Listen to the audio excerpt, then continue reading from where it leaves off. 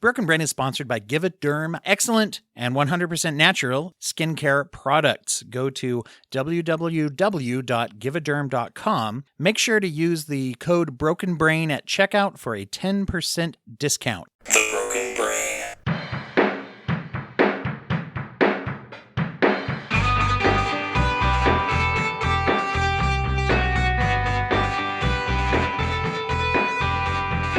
A moment or two of room tone. Recording in progress.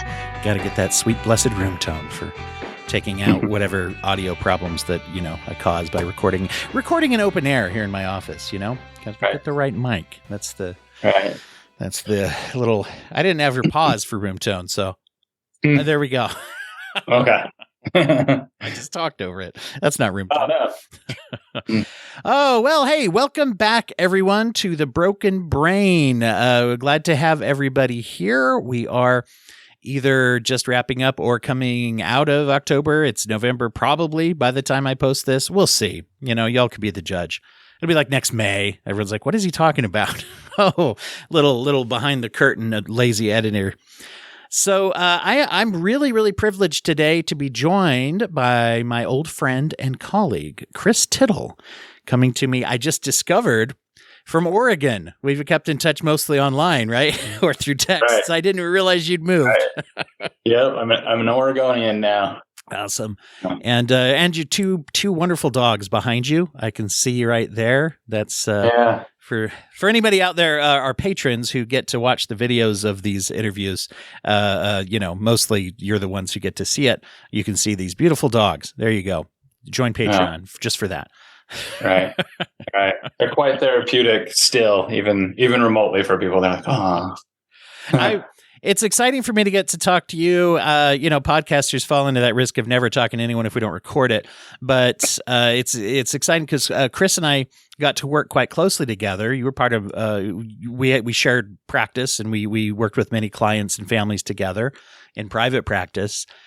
And this is actually your second time, by my calculation. Maybe was there a third? I don't remember. At least second time on the podcast. Right. Yeah, you came on with Quentin. Doing like talking about nutritional aspects or how that can coincide with mental health counseling, that kind of thing. People can go back and listen to that in the arch rival or archival records of the Broken Brain. So anyway, but we are going to be talking about, I clear the name here with you because you're the one who went through the training, but psychedelic assisted, or is it, how would you say it? There's another word that I can't remember how to say. Right. No, I think that's appropriate. Psychedelic assisted therapy. Yeah. And you've just been through some training, and we're going to get into that and say what that is. But I will say first, this is something that a lot of people are aware of. The legalization of cannabis has influenced some things, or people talking a lot more about different kinds of use of substances and outside of the illegal use of substances. And I think people have been having a belief in and using psychedelic therapy for a while, maybe not legally. In fact, I live in Utah where, as far as I know, the use of certain things that we're probably going to talk about are actually illegal. But I'm going to say, I'm not going to pretend I don't know people that are microdosing or doing things with mushrooms and things that, are kind of, who knows? We'll get into that. Not that, anyway, but that's good. Tell everybody about the program that you've gone through and a little bit about what you've been working on and what this whole thing is. Right. Question. The program that I went through is through an organization. There's not too many like psychedelic training programs out there right now, and they're all to varying degrees of complexity. So I went through. It's called the Integrative Psychiatric Institute.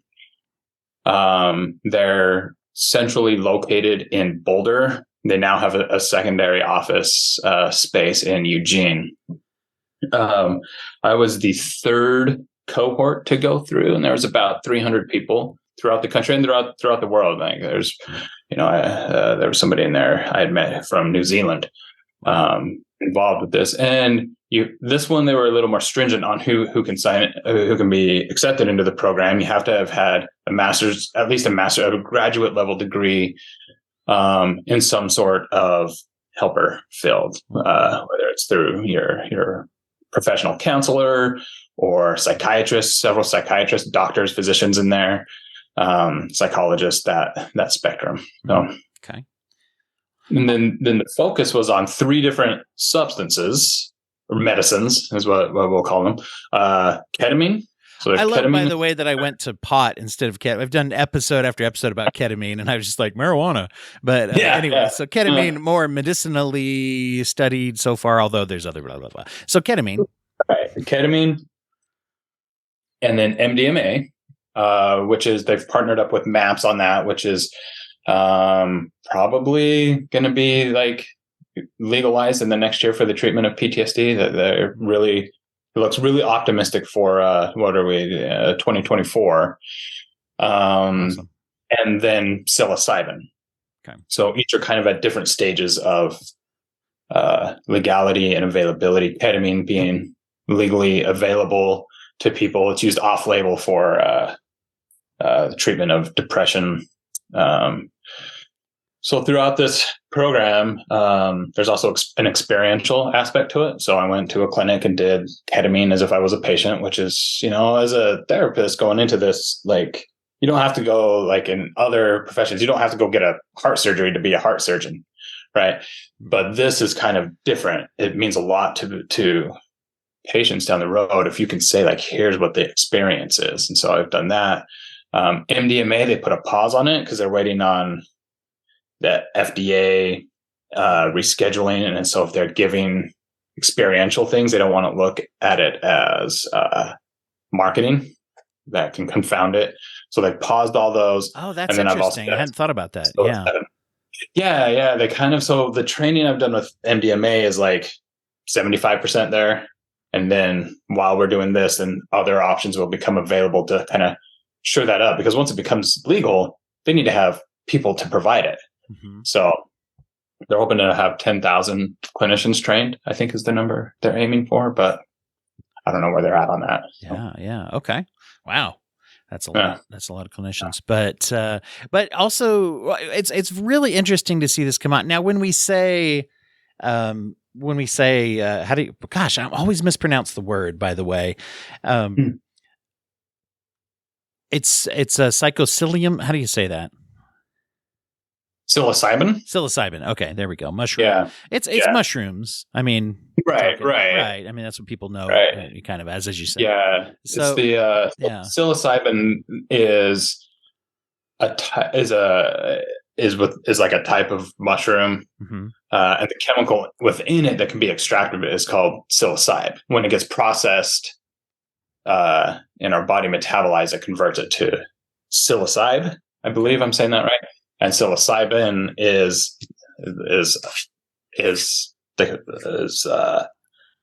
I guess I would say that's it in its raw form. Mm-hmm. And psilocybe cubensis is like the most common mushroom, but there's several out there that produce it. In Oregon, only psilocybe, or maybe it's psilocybin cubensis, is the one that is available legally. Okay. Yeah. Interesting to see. And you mentioned the MDMA, which there has been research for quite a while talking about that, particularly with combat veterans. And I think mm-hmm. it was under pretty strict control, right? Kind of thing. I know of some people here, and of course, ketamine is now, that's been legal for a minute. I mean, there's been lots of studies and lots.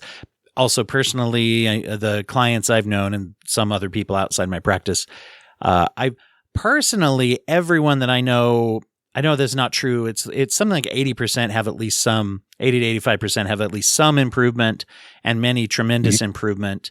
Vast majority mm-hmm. of people who try ketamine, the suicidality just kind of goes away, and it seems to be pretty long term. Right.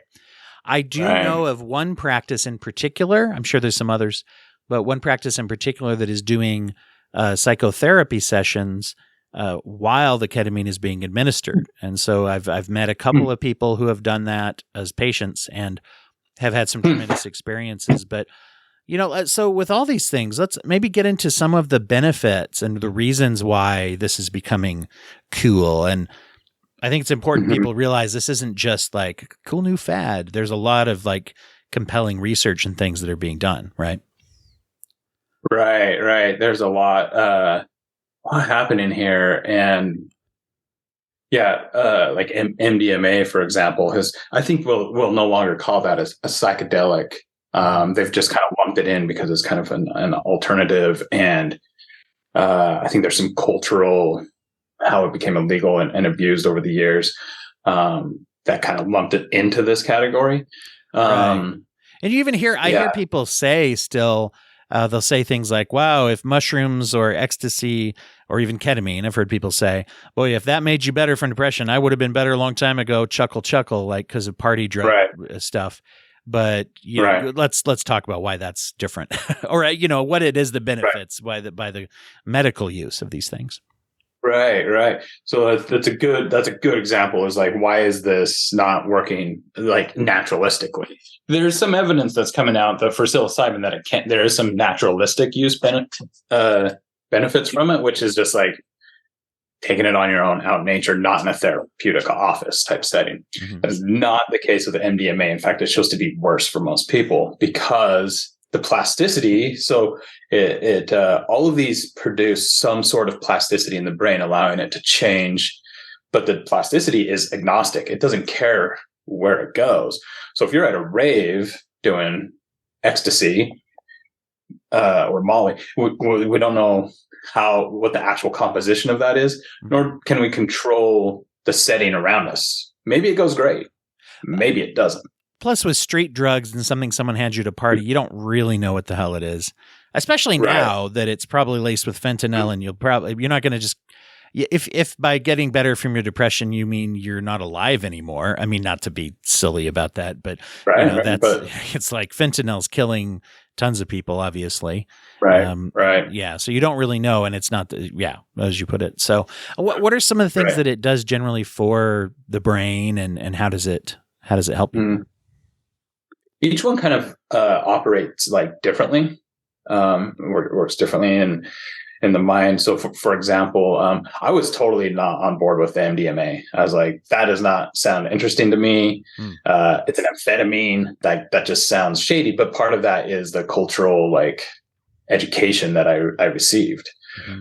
Complete 180 on that for me. So I'm actually glad I was so opposed to it, because now I'm like, yeah, this is going to work. So that one produces a spike in dopamine, which says, let's go towards these things, a little bit of energy and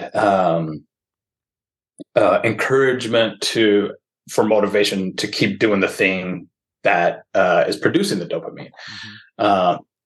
No other compounds really do this. It produces almost an 8-fold increase of serotonin as well, which like can lower our defenses, help us feel a real sense of trust, reduced feelings of fear, which is why it can be so social and fun for people. It also may be a little dangerous for people, but in a therapeutic setting, right. So they will do psychotherapy in that you feel able to communicate and through your traumas. They won't hijack your system.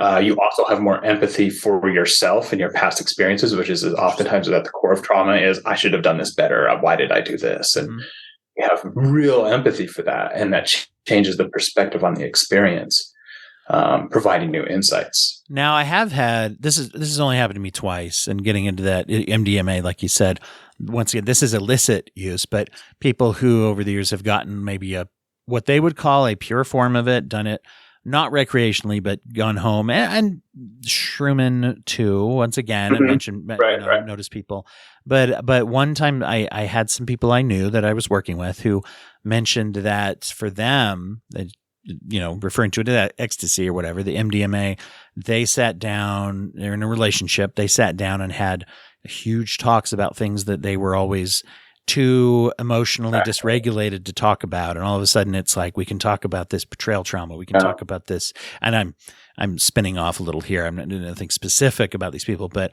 it could be job stress, could be money stress. It could be anything, whatever. Let's assume that they had whatever range of relationship problems. So it's very interesting just there. So, Right. And I can see also where an unregulated or unmonitored, I guess we could say, use, because there is, I don't know if this is ever something that happens, I'm not sure, but there is such a thing as too much serotonin sickness. I mean, serotonin-based antidepressants, they've had to watch for that. Right. Yeah, there can be. They haven't seen much from the regulated, like the protocol of this, like the MAPS protocol, which is, they do. So essentially what they do is to create the trusting environment. They do 3 basically prep sessions. They do the medicine, which is an 8-hour day. They do 3 sessions, another medicine, 3 sessions, another medicine, and then they integrate 3 more times or as long as is needed. And that has shown to be like, I think the reduction. So with people who have PTSD, just going off memory here, those who have done this protocol, I think it was something like 88% no longer 88% had a significant reduction in PTSD symptoms, which I don't know fully what that means, but 67% no longer met criteria for PTSD. Which is phenomenal numbers for a treatment like this. Typically, that's something that people just assume, particularly complex PTSD, things like that. And I don't know how that's kind of a newer term in the last few years. And so but that has more to do with intensity, right? I think so, yeah. But so many people traditionally have just thought of PTSD as a lifelong thing. I got this, and it's always going to be there to some extent. So you're seeing a real... now it's probably premature to talk about long-term cessation, right? Of these, I don't know. I mean, obviously when you start studies, you can't immediately have long-term data. That's right. That's how time works. Yeah. They have some long-term data showing up, which is showing like this is sustainable for several years at this point, because they've been doing the MAPS studies for multiple years now. We're seeing it with psilocybin. The research as well is showing like a durability over time, which is important to show because these treatments are expensive. And if there's any way to get an insurance involved, in theory, it's so much cheaper to just give people an SSRI. It may still cost, $1,000 or $2,000 a year. I don't know how much the medicines are, but, one of these treatments can be, if you have, also with MDMA, you have to have 2 clinicians in the room. You're looking at full days. It could be, I don't know, $10,000, but the durability over the years is what they're looking at, is to say like, this is why we do this. There's an upfront cost versus a long-term. When I've had Dr. Mendel on the podcast a couple of times, Stephen Mendel, who's one of the pioneers of ketamine, has been kind enough to jump on here with us. And, it's a high cost thing. While there are also ways to try to mitigate that cost, and there's all those things, frankly, the upfront cost is in the long run, you're going to lose a lot more money with crippling depression, if you want to put it in terms of money.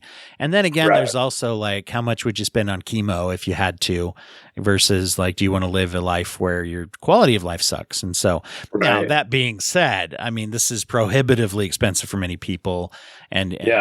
But there's more ways to like finance medical care. And I often think when I worked in community mental health, there was a guy there I've always remembered. He's an older substance abuse counselor. He was kind of like we referred to him as our human Google. You could just say like, hey, how does this metabolize in the body? And he's like, well, all right. And just sit back and, here's the difference between. And anyway, but he was recovered from alcohol dependence and use over the years, been clean for a long time. Right. But he used to say that he would write the check every month to pay off his balance with his rehab. And he said he was so mad until one day someone, and it was a spouse or someone, said, well, you're not dead. That saved your life, right? And he's like, that's true. My life's worth, and he said he never griped about, even though it was hard to crack off the payments every so often. But so, I mean, it's a tricky thing, but if you can get insurances to do upfront cost, and the other part people may not realize is with particular SSRIs and antidepressants, there's a sizable percentage. I believe it's 30 to 35% of people, they don't work. And that number goes up if you have, I believe it's 3, I think. If you've had 3 attempt prescriptions that didn't work, your likelihood of finding something that does goes down exponentially. And that's a huge, that's depressing. I mean, not to, Right. And I have yet to meet a client who's like super thrilled about taking their antidepressants. They usually just don't feel great on them. So these work on our serotonin. They work on our serotonin 1A receptors, the SSRIs, and it's more of a reducing of the emotional responses in the brain, which is why you also feel numbed out oftentimes. So go ahead. Which is like people don't really enjoy that, and there's all kinds of side effects. These other substances work on, so these psychedelics, not ketamine. Ketamine works on glutamate and I think it's NMDA. It has its own separate thing. But psilocybin and, as mentioned, MDMA work on serotonin, but different receptors. They're called the serotonin 2A or 2B. I can't remember. Maybe both receptors, which are really dispersed throughout the entire brain, creating almost more active feelings. So you can feel this stuff more, but it's temporary. Interesting. As well while you're on it, but it activates new parts of the brain. There's also, and I'll put it out there, teaser, hopefully a teaser. I have been looking for an expert who's going to be comfortable on mic or whatever. Sometimes that's harder with some topics, but there's been some research that's indicated that some of the things they thought SSRIs were doing, and once again, 70% are having some success, although side effects. So I don't want to completely, I'm not trying to completely dog on those, but there's been some indication that the way that they theorize they work with the serotonin, that some of the serotonin theories of depression are not accurate. They're not, that's not how it works. And so then we're back to the square of, well, this seems to work a certain percentage, but we really don't know why the hell it's working. And so I'm not an expert in that. I can't say why or exactly where the research is currently, but that's been concerning to say we're not sure why it's working. So serotonin has an impact, definitely is involved, especially the serotonin in our intestinal system and our digestive system more and more. But so that's I'm not going to wax on about that until I have that episode with someone to sort of block me when I, I'm talking some horseshit, but I want to make sure that I'm accurate here, but anyway, so it's very interesting. Yeah, that's my understanding as well. We don't know how serotonin helps it. We just know it's involved. And that's what we're starting to discover, I think, with kind of this new like era of mental wellness. Is it's not just our thoughts. It's not just like throw some SSRIs, because that hasn't worked. We've been doing that for 50, 60 years in some manner. And like through psychedelics and other research like gut health, we're seeing it's a full body thing. And I think that's helping us understand like the activation or the action processes of these mental illnesses. We understand like the action of, like, to a certain degree, like COVID, understanding that action allowed things like vaccines. So this may help us gain a better understanding of it. With the psilocybin, for example, it works. So one of the things psilocybin does is it's dose dependent. So a lot of people love microdosing. At this point, there's no evidence that it's helpful. It's an expectation placebo response, but they can't really do trials on it. Yeah, because there's lots of things like that. Like SSRIs, people think they're going to work better, and they go out and they're like, "Oh, look how pretty this flower is! I didn't notice it before it's even kicked in, or they've had the placebo." With Microdosing, we want it to work really bad. And therefore it does a little bit. But they can't really do research on it because it's usually something you do. There's a regimen. It's not a one-time experience, and it's a controlled substance. You can't just give it to people to take wherever. And as is true with so many things, micro is relative. Like it's a subjective term, because I met people that are like, I'm microdosing, and you talk to them and it's like, how much? I'm not sure, a lot. It's like, you know, and then some are like very little, and there's an anecdotal effect too, like you say, placebo. And back when marijuana was more difficult to get legally, I knew people that were like that, as far, you know, and they had no reason to lie to me. I'll put it that way. They weren't under the criminal justice system or anything, but they'd be like, I take a little one hit and then I mow the lawn, you know, and then I do this and do that. Very little, not enough. They're not really high. It's just, and at that point, are we talking placebo, or are we talking there's something, and we can't know without the research. And as you're putting it, the research, when someone's kind of taking it self-medicating, hopefully in a healthy way, or healthier, you know, hard to know then. Yeah, we can't know. Yeah. I think once so it's on the track for maybe 2025, 26 for psilocybin to be more medically available. Maybe in Oregon, because you can microdose here. So microdose should be subreceptive. You shouldn't be able to notice anything. You can do it, but it has to be in a clinic here. So you can go to a clinic for like 3 hours, microdose, and I guess hang out. It's also decriminalized, so people are just like, they're just going to do it because that's way more expensive to go that route. Sure. But so that I mean, there's some hopes that it creates little bits of neuroplasticity. And I was just listening to a great expert on this. He's kind of he's the man, is Robin Carhart Harris. If anyone wants to really understand the depth of this and a very holistic view from the science and action of it all the way to the more psychological aspects, he's the man. He conducted the first major trials at Imperial College in London that showed the treatment-resistant depression benefits of this. But he was like, the idea is like, you can go work on your tennis game with a subperceptive dose, and maybe there's a little or a low dose to where your functions have not completely withered away.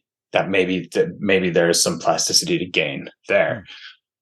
And placebo is not fake. That's another thing. I mean, there's certain things like that. We deal with psychosomatic disorders. They're not fake. They're dangerous. We deal with placebo effects all the time. And, you know, if you will, there's probably a certain,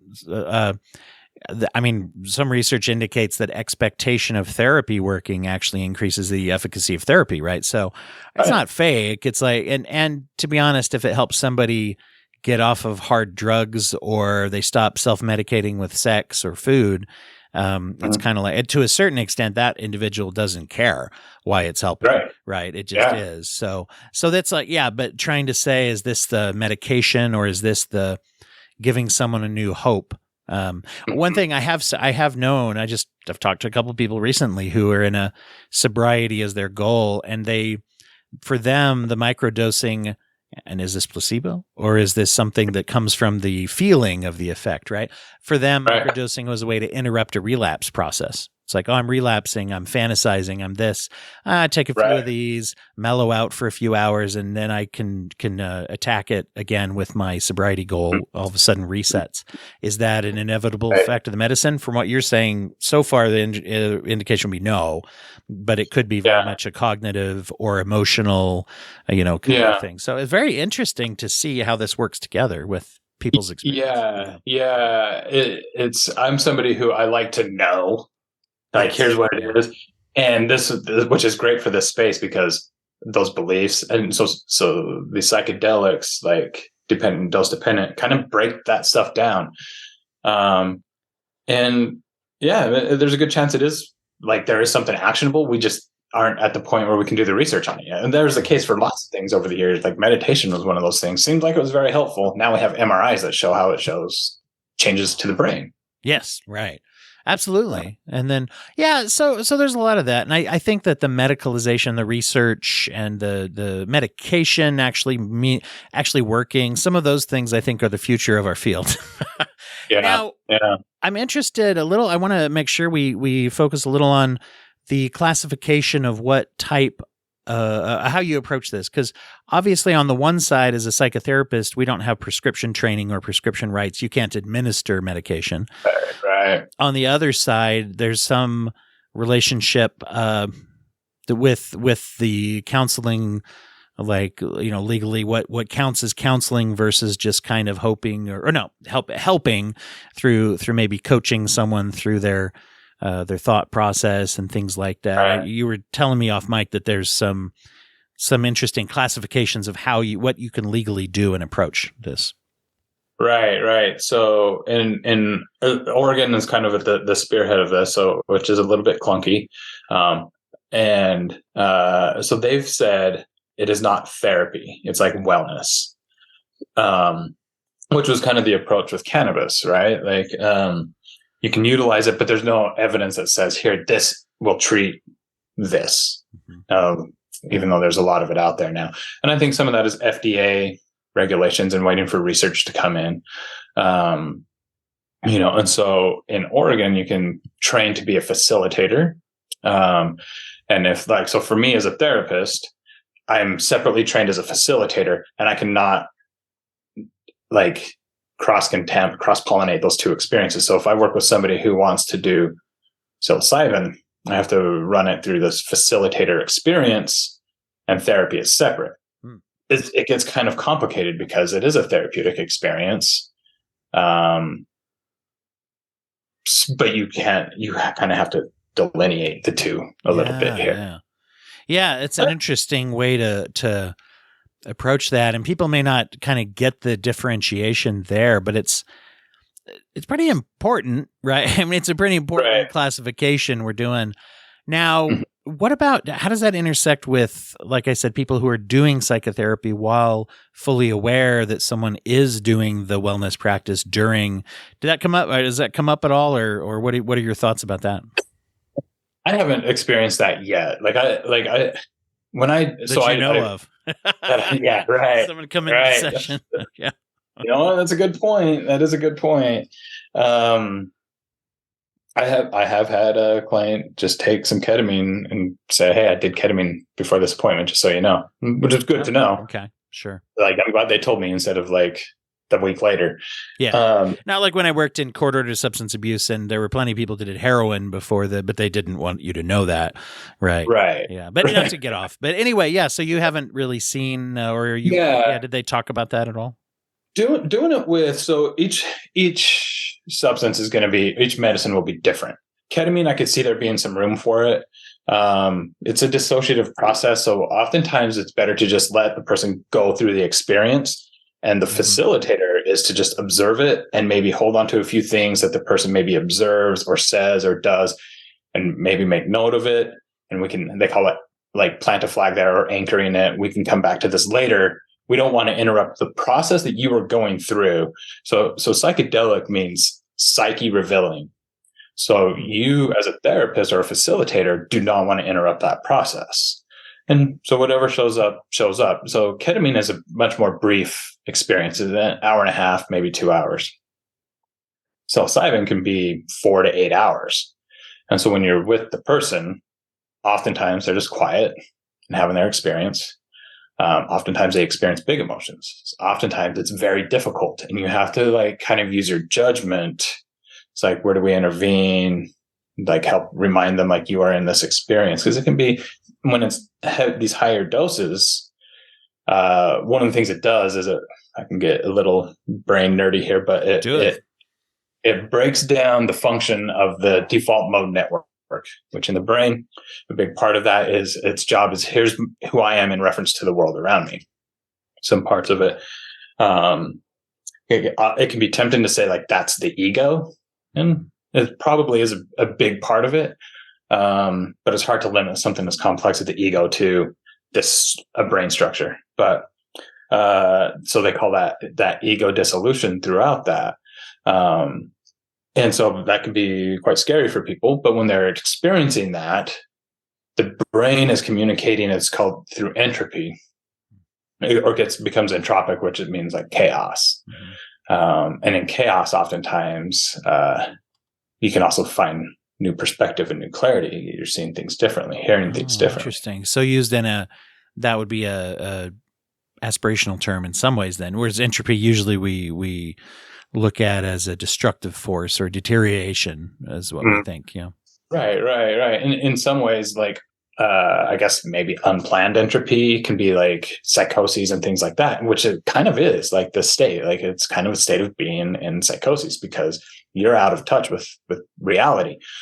And which is what can be so helpful about this experience is the brain gets, the term often used in the psychedelic therapy world is canalized. It's like it develops these canals of processes. It works. Here's the way things work. Things fall into it, and they follow this canal over and over again.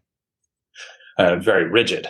That can be problematic with things like depression. Like a lot of our mental health appears to be, not all of it, but very rigid brain function, rigid beliefs that no longer serve us, but we can't get out of it. Right. This kind of flattens out those canals, allowing for new perspectives. You're no longer in this deep canal. You can see things differently. Yeah, and I'll say the clinic I know that does this, they use a lot of IFS, which I've talked about a lot on the show, internal family systems, really lends itself to this kind of thing because you're having dialogue with your emotional parts, which are exactly what you're saying, rigid conclusions or lessons we've learned over life that we no longer serve us, as you put it. Yeah. Right.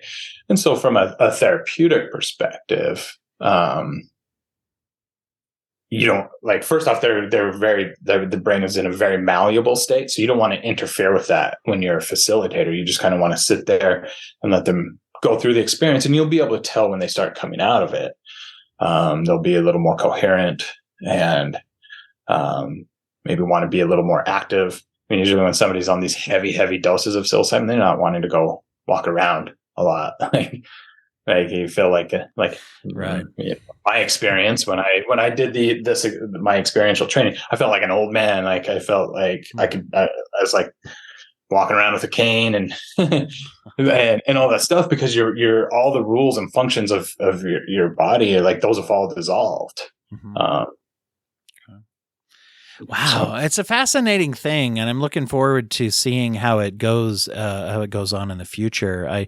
I really appreciate you coming on to share it and discuss it with everyone. And this, who knows, we may revisit this as we have, like with ketamine. I've done it a couple of years apart, or when new research comes out. Dr. Mendel's hopped on, and I've interviewed Meg Boberg's come on, who's used that in her own life, and so we've had several of those analysis, and so I look forward to it being something that comes up and as we move forward too with the program as well as with clinical practice. So really exciting stuff, really interesting. And doing some of the things, we see some of the whether it's TMS or electroshock therapy, electric convulsive therapy, some of those things that were available that actually have a higher success rate than people may think. That's a whole nother, we've done episodes on that too. But so many side effects. And a lot of these things, what we're seeing too, is that there's not really the side effects and they're low risk to try. And one of the worst with ketamine, I know one of the worst possible outcomes is that you'll fall into that lower category that just doesn't get any benefit from it. And if the biggest risk is I don't get any benefit from it, that's a much better outcome than some of the more dramatic or more highly invasive treatment for treatment resistant depression. There we go. So right. Yeah, the drawbacks are very minimal, which is, I think, was why there's so much excitement around it. Not zero. Like there's some potential dangers to it, so we have to be careful. A lot of people saw or read like How to Change Your Mind by Michael Pollan, and they're like, let's do this thing. And when their ego dissolves, it comes back sometimes with a real frenzy, and it can really rattle them if they're not doing work with somebody around it, or didn't do the work on their setting and things like that. So there are some precautions. If you're going to do it, like talk to somebody who knows their stuff. Right. Yes, very much so. Self-medication in general is not I mean, in terms of like, I self-medicate by jogging. Okay, fine. But still, with something like this, they're seeing some evidence of overuse of medical marijuana. Overuse for a sustained period of time has been linked to psychosis. We just talked about that a couple episodes ago. And so referenced a lot of other episodes. I usually try not to do that too much, but, I'm always be plugging, I guess. Jeez. So everybody can go listen to all those. Those are your homework assignments. Although I believe that many of you out there are, you've already heard them. Everybody out there, you've probably all printed out transcripts, put them up on your walls, made t-shirts. Anyway, I'm so grateful to have you here. Let me ask you one question. Two questions. I want to give you a chance to tell people how they can talk to you. You do online therapy in particular, but before that, if you could tell everybody something that you believe in from a charity or a nonprofit or community-oriented way. I like to ask all guests, doesn't have to have anything to do with the topic today, but do you have any kind of community give back, charitable nonprofits that are near and dear to you? Yeah, I don't believe in that shit. Just kidding. Took a turn all of a sudden. Yeah. Yeah. No. No, I lots of animal stuff. I have my dogs back here, and whether it's the Humane Society or Best Friends, I think is what they call it, out here in Oregon, where I'm located in Bend. I can't remember the name off the top of my head, but there's like a traveling like vet service where they go around because there's a lot of homeless and who have animals who also have needs. And, I love the work that they do, because we often, at least maybe it's just my projections, like don't think about that part of a need. And those animals, just like mine, are their companions. And so they also need care. I wish I remembered their name off the top of my head, but they're like a traveling hospital that provides services for, they just go to where they know people will be. And there's more social give back in some of those organizations people might think. I know so one of the dog shelters in the county where I live, they have a sort of a setup with the domestic violence shelter, that because sometimes people will stay in an abusive home because they're afraid of either having to get rid of their dog, or their dog will be put down, or that it might be if they just leave it, it'll be in danger, right? That the abuser may kill it or whatever. And so anyway, they've worked out to where if you're in the shelter, you can have they have space for dogs where they will be safe, and they're not for adoption. They're just, and you can come visit them, and that kind of thing. It helps people to be safer. So I appreciate that. Tell everybody where they find you and your work. How do they track you down? Your home address is usually a good thing. Most people like to give that out. Yeah, so I live at 1 Main Street in Sisters, Oregon. Now, I am located in a small town in Sisters, Oregon. It's an ugly place. Nobody bother visiting here. It's there's no reason to come here at all. So just let it stay there. No, I'm in Sisters, Oregon, which is about half an hour north of Bend in Central Oregon. They could always go to my websites. Probably I'm currently trying to update it to include some of the psychedelic stuff, but I have those constraints of like, how much do I add here versus not. Either way, they can go there. It's called motivatedmentalperformance.com is the URL there. Great. And they can just probably type my name in to a browser, and we'll see if that comes up. I don't know. I've never done it.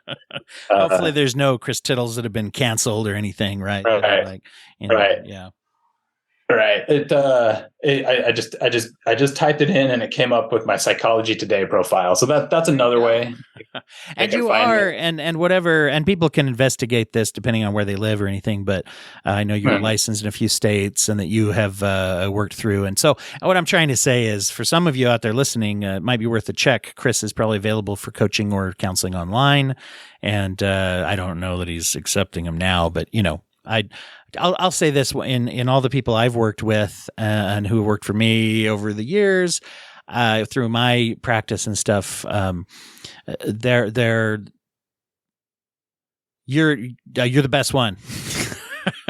Sorry, hope nobody out there's listening. No, I'm just kidding. But especially people who I've supervised over the years or whatever. Not to get into that too much there, except for you never had any trouble. Like everybody that I knew that you saw when we talk about it, or some of them that I shared family members together and stuff, always nothing but really, really good attachment and really, really good results from the people that saw you and I knew anyway. So assuming you're still good. Anyway, thank you. Thank you, Chris, for joining. And thank you, everybody, for listening. If you're out there in podcast land, and if you'd like to get involved with the program, you can always hop over to patreon.com/brokenbrain or go to my website, dwighthurst.com/support. There's multiple ways, some financial and some not. Also, that general website setting up a lot of free materials as well for education and DBT, IFS, different things that can hopefully be helpful to you as well. And Chris, have a great day. Happy Halloween. Thank you, everyone. You too. Happy Halloween, Thanksgiving, and maybe December holidays. We'll see when it comes out. But I hope you have a happy all of those either way, whenever you hear this, and for you as well. Thank you.